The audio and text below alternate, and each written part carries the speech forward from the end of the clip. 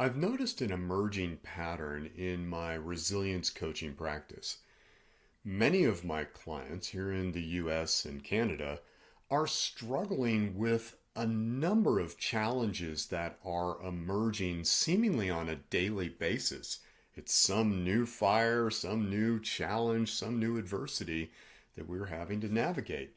And what that is it creates this feeling that there's an instability everywhere we look. It's sort of like someone took a snow globe and just shook that sucker up, and it's all just kind of wonky and out there showering us constantly with these challenges, and there's no easy solution on the horizon. That's probably the biggest stressor, right? There's no easy way to mitigate any of the things we're currently facing. So, this is why building a really robust resilience practice is so critical. Because without that really strong foundation, it becomes extremely difficult to navigate the adversities of life that are frankly inevitable. But right now, it's a bit of a cascade. So, there's a lot going on. Now, here's a truth that I'd like you to ponder. The things we care about most are very often the things we have little to no control over. In other words, all that stuff that's out there, like my goodness, there's 20 active wars on the planet as I record this video. Here in the United States, we're more polarized than we've been in a very long time, and people are actually trenching into ideologies. We have not seen this since our Civil War. The climate is changing in ways that are not good for humanity, and the list just continues. It goes on and on and on.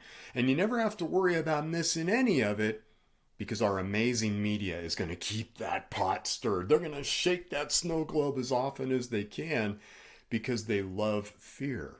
Fear keeps you glued to the screen and it sells. It's very sexy.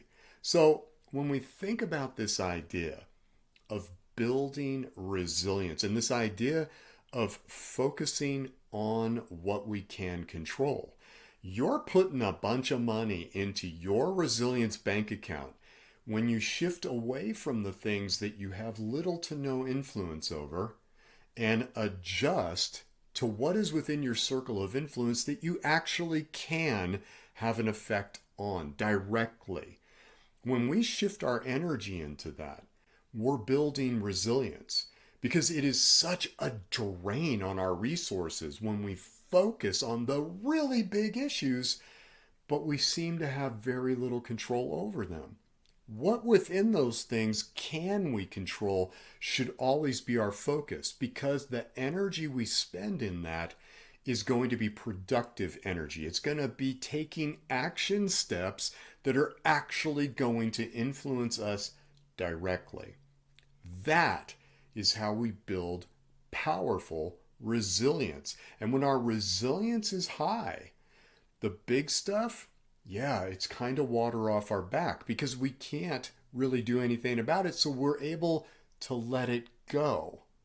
And then we start working on those aspects we can control, which gives us an empowered position to move through our life from. Empowerment is incredibly important when we're feeling super overwhelmed by all the things that are happening in the world around us. So, my advice to you is very simple. Invest your energy into things that are going to give you a return on that investment.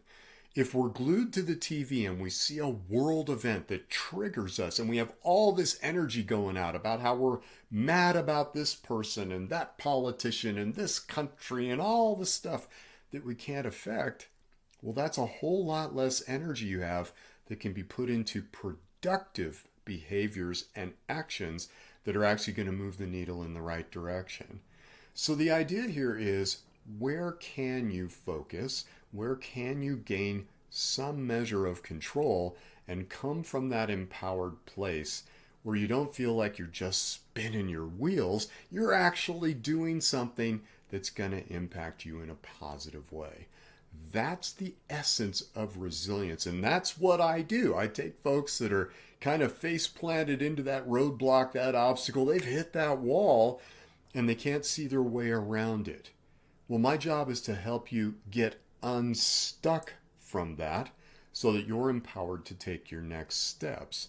So I'm your coach, I'm your accountability partner, I'm your biggest cheerleader, and I kick you in the ass when you need it because sometimes we all need that little kick in the biscuits to get us moving again into positive directions. So, just a little thing to think about today.